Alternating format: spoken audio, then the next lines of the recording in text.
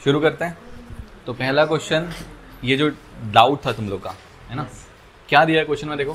If the length of a wire is increased by 10%, कितना length है initial पता नहीं है, लेकिन उसका लेंथ जो है 10% इंक्रीज कर दी है।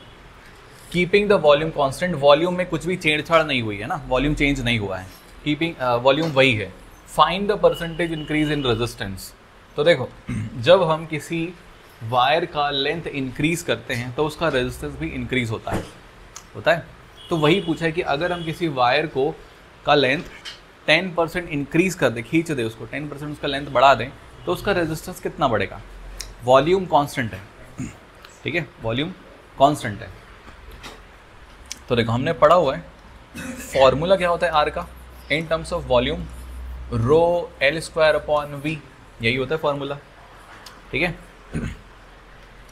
तो इनिशियल रेजिस्टेंस आर है मान लेते हैं, और इनिशियल लेंथ स्मॉल एल है।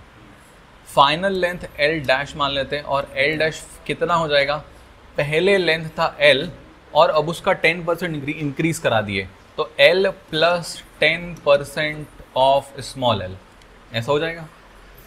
पहले लेंथ एल था, अब क्या किए, 10% इंक्रीज करा दिए। इंक्रीज करा दिए का मतलब प्लस करना, तो प्लस 10% ऑफ एल को हम ऐड कर रहे हैं क्योंकि प्लस करा दिए, ठीक है। तो फाइनल लेंथ कितना हो जाएगा, देखो एल प्लस 10% का मतलब 10/100 इंटू एल, तो एल प्लस ये 0 कटेगा, तो एल अपॉन 10, या इसको हम लिख सकते हैं 0.1 एल। एल को कॉमन निकाल लेते हैं, तो क्या बचेगा, यहाँ पे 1 बचेगा, और प्लस यहाँ पे 0.1 बचेगा। 1 प्लस 0.1 को ऐड करेंगे तो 1.1 ही, 1.1 एल आएगा, ठीक। लेंथ है, हाँ ये फाइनल लेंथ है, दिस इज फाइनल लेंथ। अब फाइनल रेजिस्टेंस मान लेते हैं आर डैश है, तो फाइनल रेजिस्टेंस बराबर क्या होगा, रो इंटू एल डैश का square upon volume. Volume constant रहेगा, रेजिस्टिविटी की वैल्यू चेंज नहीं होती है क्योंकि वो मटेरियल की प्रॉपर्टी है ना। अच्छा, इसको इक्वेशन 1 मान लेते हैं, इसको इक्वेशन नंबर 2 मान लेते हैं। आर डैश को अगर मैं आर से डिवाइड कर दूं, अब ये क्यों कर रहे हैं, ताकि ये जो कांस्टेंट और कॉमन टर्म्स है ये कट जाए, ठीक है, कांस्टेंट और कॉमन टर्म से वो कट जाए। या एक और तरीके से इसको कर सकते हैं, जैसे हमको परसेंटेज निकालना है। क्या चीज़ का परसेंटेज निकालना है, परसेंटेज इंक्रीज इन रेजिस्टेंस, ठीक है। तो इंक्रीज कितना हुआ उसका परसेंटेज निकालना है। तो जब परसेंटेज निकालते हैं तो हम क्या करते हैं, पहले इंक्रीज निकालते हैं। इंक्रीज इन रेजिस्टेंस, कितना इंक्रीज हुआ, रेजिस्टेंस में कितना इंक्रीज हुआ, तो कैसे निकालेंगे, final resistance minus initial resistance, ऐसे निकालेंगे, final resistance minus initial resistance. तो फाइनल रेजिस्टेंस कितना है, रो एल डैश का square upon V, initial resistance कितना है, rho L square upon V के बराबर। रो और वी को कॉमन निकाल लेते हैं, अंदर में क्या बचेगा, एल डैश का स्क्वायर माइनस एल का स्क्वायर। अब एल डैश क्या है, ये कुछ इतना, राइट, 1.1 एल है, 1.1 एल का स्क्वायर माइनस एल स्क्वायर, ठीक है। 1.1 का स्क्वायर कितना होता है, 1.21 into L square minus L square. L square common, उसको बाहर निकाल लो, तो rho L square upon V हो जाएगा, और 1.21 माइनस यहाँ 1.21 ही होगा, ठीक है। तो 1.21 माइनस 1 कितना हो जाएगा, 0.21, तो 0.21 rho L square upon V हो जाएगा। ये है हमारा क्या, इंक्रीज इन रेजिस्टेंस, निकल गया। अच्छा, अब हमको निकालना है परसेंटेज इंक्रीज इन रेजिस्टेंस, ठीक है, परसेंटेज इंक्रीज इन रेजिस्टेंस। तो परसेंटेज इंक्रीज इन रेजिस्टेंस निकालने के लिए क्या करते हैं, हम इंक्रीज इन रेजिस्टेंस को डिवाइड करते हैं ओरिजिनल रेजिस्टेंस से और इनटू कर देते हैं 100 से। परसेंटेज निकालने के लिए हमेशा 100 से मल्टीप्लाई करते हैं, है ना। क्या चीज़ का परसेंटेज निकाल रहे हैं, इंक्रीज इन रेजिस्टेंस का। तो इंक्रीज इन रेजिस्टेंस हमने निकाल लिया 0.21 into rho L square upon V के बराबर है। ठीक है, यही है।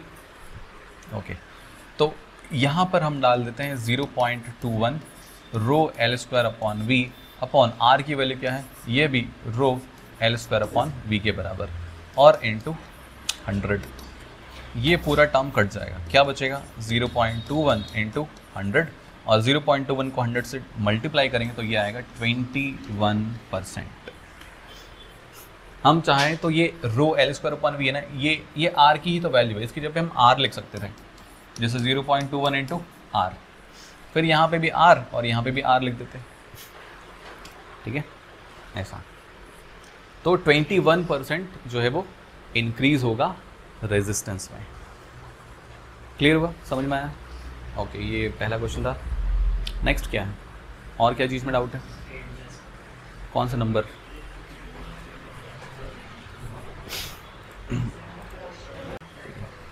नंबर 2, क्वेश्चन नंबर 2 क्या गिवन है देखो, 2 wires made of the same material have lengths in the ratio 2:3।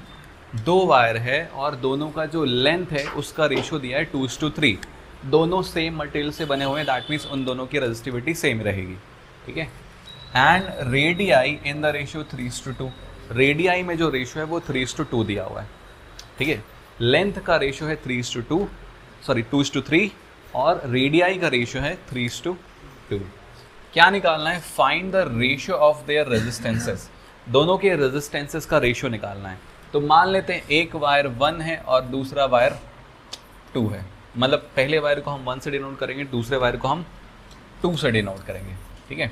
पहले वायर को 1 से, दूसरे वायर को 2 से डिनोट करेंगे। तो दोनों वायर का जो लेंथ का रेशियो है वो गिवन है 2:3 और दोनों वायर से रेडियाई का जो रेशियो है वो गिवन है 3:2। क्लियर? ये हमको गिवन है, गिवन। क्या निकालना है? टू फाइंड, क्या निकालना है? दोनों के रेजिस्टेंसेस का रेशियो निकालना है, ठीक है। दोनों के रेजिस्टेंसेस का रेशियो निकालना है। अब रेजिस्टेंस का फॉर्मूला क्या होता है? Rho L by A.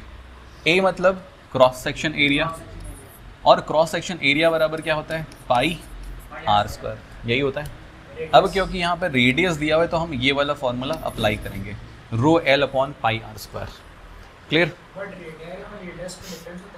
Radius singular number, radii plural number, यही डिफरेंस होता है, ठीक है। तो पहले वायर के लिए हम आर की वैल्यू लिखते हैं। पहले वायर के लिए आर की वैल्यू है R1, तो R1 बराबर क्या होगा? Rho L 1 upon pi R1 का स्क्वायर, यही होगा पहले वायर के लिए, क्योंकि रो और पाई वो तो दोनों के लिए सेम रहेगा। सेकेंड वायर के R2 बराबर रो L2 अपॉन पाई R2 का स्क्वायर, सेकेंड वायर के लिए, ठीक है। अब हमको रेशियो बोला R1 बाई R2, तो दोनों को डिवाइड कर देते हैं, ठीक है। दोनों को डिवाइड कर देते हैं, R1 बाई R2। तो R1 कितना है? रो L1 upon pi R1 square और R2 कितना है? रो L2 अपॉन पाई R2 का स्क्वायर, ठीक। अब जो जो सेम है वो कट जाएगा। क्या क्या है? दोनों के पास रो है, रो कट जाएगा। दोनों के पास पाई पाई है, वो भी कट जाएगा। तो क्या बचेगा? यहाँ पे बचेगा L1 और R1 का स्क्वायर, नीचे बचेगा L2 और R2 का स्क्वायर, यही बचेगा। अब इसको हम ऐसे रेसिप्रोकल कर देंगे, तो L1 अपॉन R1 का स्क्वायर इंटू R2 ऊपर चला जाएगा अपॉन L2, ठीक है। जो डिवाइड होता है जब उसको मल्टीप्लाई भी करके लिखते हैं ऐसा रेसिप्रोकल कर देते हैं ना, जो नीचे होता है वो ऊपर और जो ऊपर होता है वो नीचे, ठीक है। क्लियर है? अच्छा, अब मैं क्या कर रहा हूँ, L के नीचे L लिखूंगा और R के नीचे R लिख दूंगा, ठीक है। तो L1 अपॉन ये नीचे L2 यहाँ पर है, तो मैं L2 को इसके नीचे लिख देता हूँ। बीच में मल्टीप्लाई का साइन है तो हम ऐसा कर सकते हैं, इनटू ये जो R1 है उसको इधर ले जाते हैं R2 के नीचे, तो R2 का स्क्वायर अपॉन R1 का स्क्वायर। क्लियर? आया समझ में? ओके। अब देखो ये रेशियो हमको पता है, L1 बाई L2 गिवन है 2/3 और R1 बार R2 है 3/2, लेकिन 1 ऊपर और 2 नीचे, हमारे केस में यहाँ पे 2 ऊपर है और 1 नीचे है। तो अगर R1/R2 3/2 है तो R2/R1 क्या हो जाएगा 2/3, और यहाँ पे स्क्वायर है तो स्क्वायरिंग कर देंगे तो R2 का स्क्वायर अपॉन R1 का स्क्वायर, तो इधर कितना हो जाएगा 4/9। ठीक है, तो हमको अब दोनों की वैल्यू पता चल गई, सीधा उठा के पुट कर दो। तो R1/R2 बराबर हो जाएगा L1/L2, जिसकी वैल्यू गिवन है 2/3, और R2²/R1², जिसकी वैल्यू है 4/9। कितना हो जाएगा 2 4 जा 8/27। तो ये हो गया रेशियो R1/R2। क्लियर है, समझ में आया? आया ना समझ में? ओके, और कौन से क्वेश्चन में डाउट है?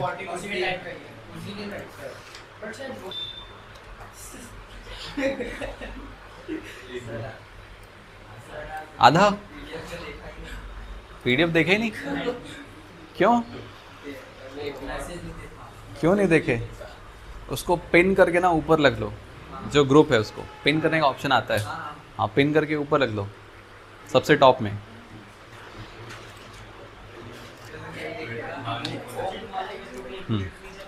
चलो ये है नेक्स्ट क्वेश्चन, और नेक्स्ट में क्या दिया हुआ है? अ वायर हैज रेजिस्टेंस 5 ओम, ये इनिशियल रेजिस्टेंस है 5 ओम, तो इनिशियल रेजिस्टेंस हमको दिया है 5 ohm. What will be its resistance if both length and area are reduced to half.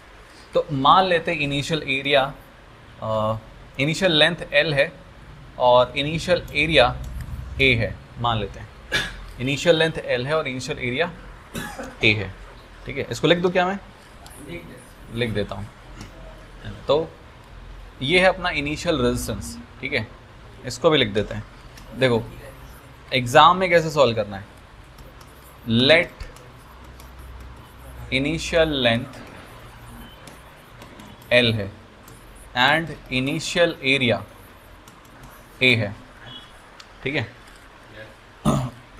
Given है क्या?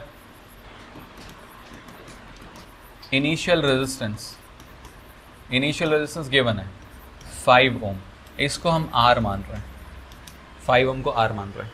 ठीक है, और अच्छा let final length L dash मानो, और L डैश बराबर क्या दिया हुआ है? हाफ कर दिए तो L/2। ठीक है, L/2 and final area, let इसको A डैश मान लेते हैं, तो इसको भी हाफ कर दिए तो A/2। ठीक है, अच्छा इनिशियल रेजिस्टेंस हमको 5 ओम गिवन है, फाइनल रेजिस्टेंस निकालना है कब? जब लेंथ को भी आधा कर दिए और एरिया को भी आधा कर दिए। तो इनिशियल रेजिस्टेंस का फॉर्मूला क्या होगा?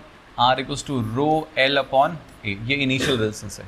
फाइनल रेजिस्टेंस कैसे लिखेंगे अपन? R डैश बराबर ρL'/A'। अब ये L डैश और A डैश की वैल्यू पुट कर देते हैं, तो ρL डैश की वैल्यू है L/2 और A डैश की वैल्यू है A/2।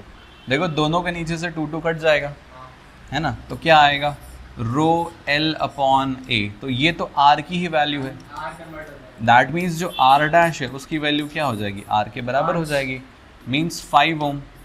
तो फाइनल रेजिस्टेंस जो है वो कंडक्टर का, वायर का, वो 5 ओम ही होगा, कुछ भी चेंज नहीं होगा।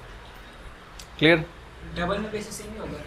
हाँ, डबल में भी सेम हो जाएगा।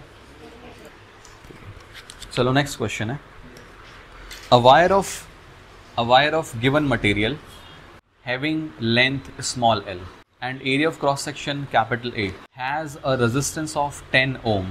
What would be the resistance of another wire of the same material having length L/4 and area of cross section 2.5A? Question में क्या गिवन है? इनिशियल रेजिस्टेंस गिवन है 10 ओम, है ना, क्वेश्चन में लिख के दिया हुआ है। इनिशियल लेंथ हम L मान लेते हैं और initial area of cross section A मान लेते हैं। जो वायर है उसका रेजिस्टिविटी रो है, ठीक है, तो R = क्या हो जाएगा? ρL/A हो जाएगा, और ये R मतलब इनिशियल रेजिस्टेंस है, final resistance, let final resistance हम मान लेते हैं आर डैश, ठीक है, और फाइनल लेंथ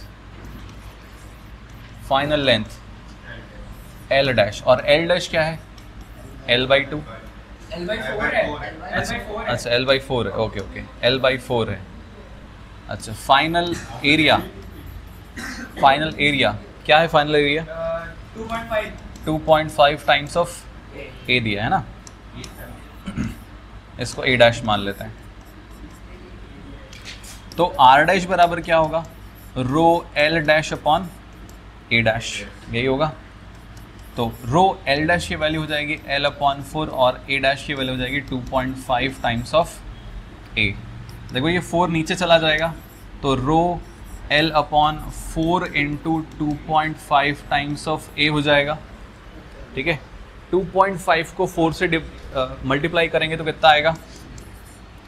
2.5 को 4 से मल्टीप्लाई करेंगे तो कितना आएगा? 10। तो 10A हो गया। अब ये जो 10 है मैं इसको बाहर ले लेता हूँ, तो R dash is equal to 1/10 rho L/A हो जाएगा। 10 मैंने बाहर ले लिया, ठीक है, तो रो L/A हो जाएगा। अब रो L/A क्या था? R था, तो इंटू R, और R की वैल्यू क्या थी? 10, तो 1/10 इंटू 10 कट गया 1 ओम। ये है फाइनल रेजिस्टेंस। तो सर मैं जिस साइड से किया था कि मैं R को यहीं पे 10 मान लिया तो चलेगा? नहीं, R को 10 मानोगे चलेगा, R डैश तो निकालना ना, R को 10 मानोगे चलेगा।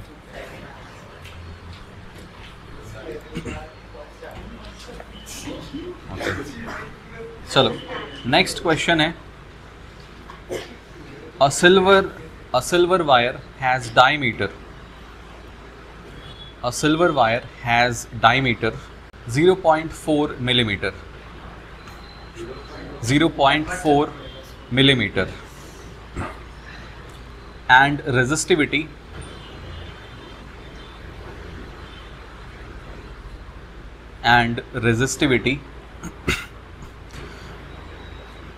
1.6 into 10 to the power minus 8 ohm meter.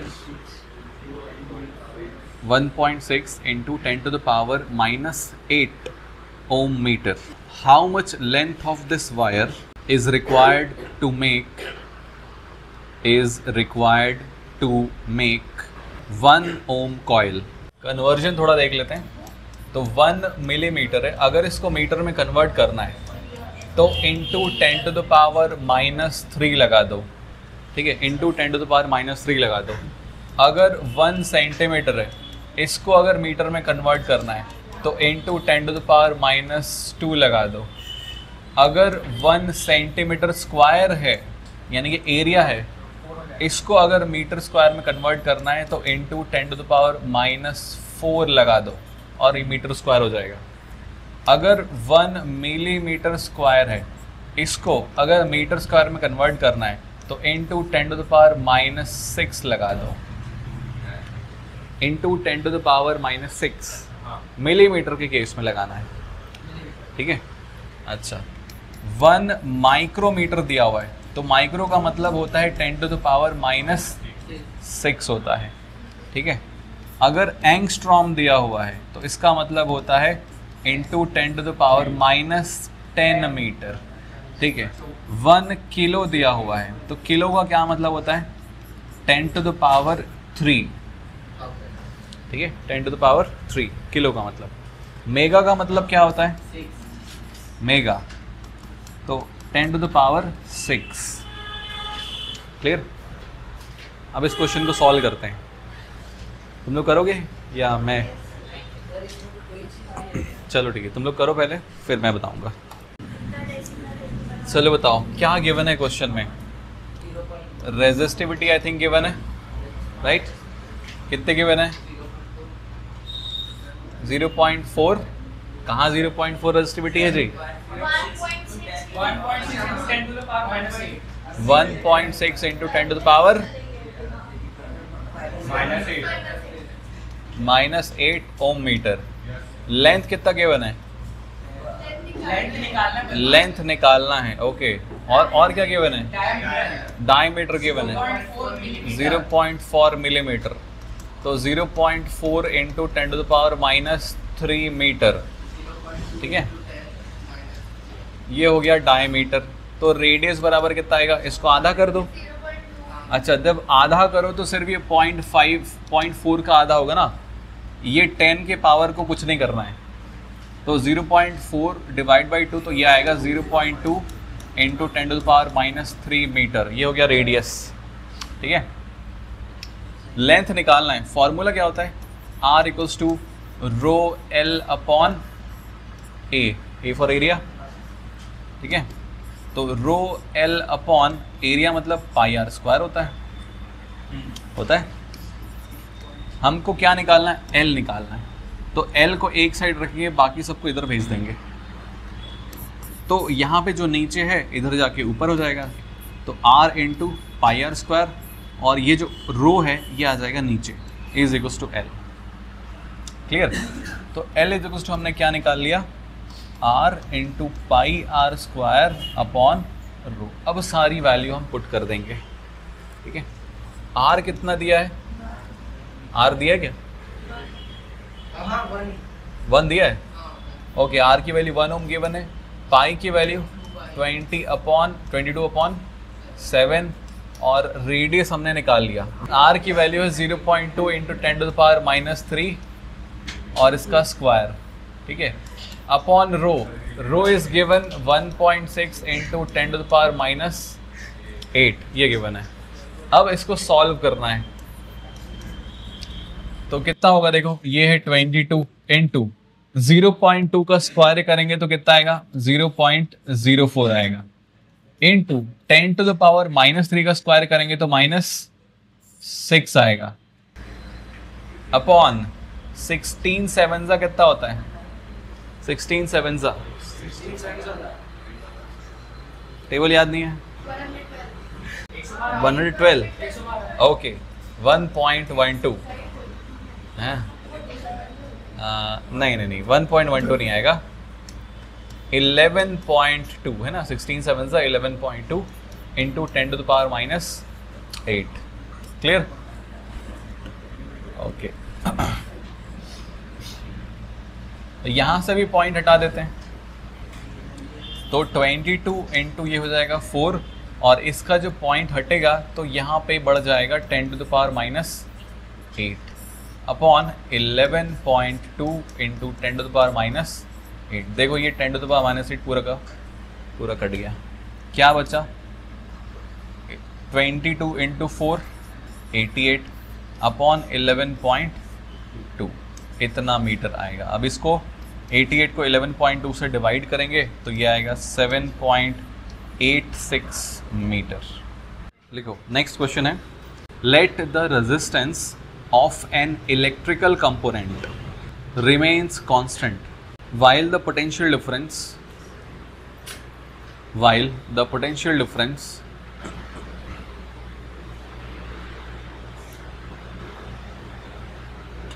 across the ends of the component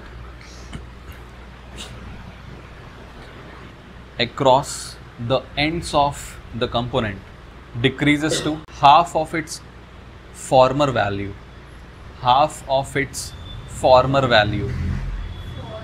farmer मतलब पहले वाली वैल्यू का हाफ हो जाता है, जो पोटेंशियल डिफरेंस है। What change will occur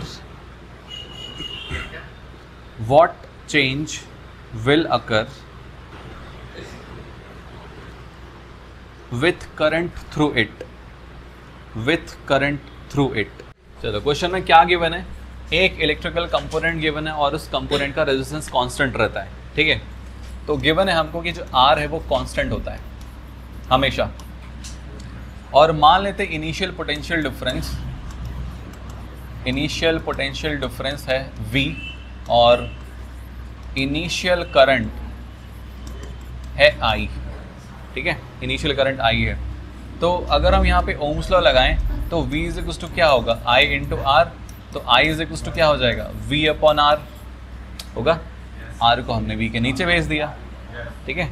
अच्छा, now let final potential difference, क्योंकि पोटेंशियल डिफरेंस में हम चेंज कर रहे हैं, क्या चेंज कर रहे हैं, पोटेंशियल डिफरेंस को आधा कर रहे हैं, तो आधा करेंगे तो let final potential difference v dash है, और v डैश क्या हो जाएगा v/2, आधा कर दिए, ठीक है। तो हमको फाइनल करंट निकालना है, फाइनल करंट निकालना है, तो लेट फाइनल करंट है I डैश, क्लियर। अच्छा, यहाँ पे भी हम ओम्स लॉ लगाते हैं, तो v dash is equals to I dash into R हो जाएगा, I डैश निकालना है, तो I डैश बराबर v डैश अपॉन R हो जाएगा, राइट। v डैश क्या है v/2, पोटेंशियल डिफरेंस आधा कर दिए, है ना, तो v/2 अपॉन R हो जाएगा। नाउ ये 2 नीचे आ जाएगा, तो v अपॉन 2R, या लिख सकता हूँ मैं इसको 1/2 v अपॉन R, और v अपॉन R क्या है I, ठीक है। तो ये v अपॉन R की जगह मैं I लिख देता हूँ, तो 1/2 टाइम्स ऑफ I, तो जो फाइनल करंट है वो इनिशियल करंट का हाफ हो जाएगा। इसको मैं I/2 भी तो लिख सकता हूँ ना, I/2, तो फाइनल करंट इनिशियल करंट का आधा हो जाएगा। क्लियर, समझ में आया? चलो इसके बाद का टॉपिक कल करेंगे।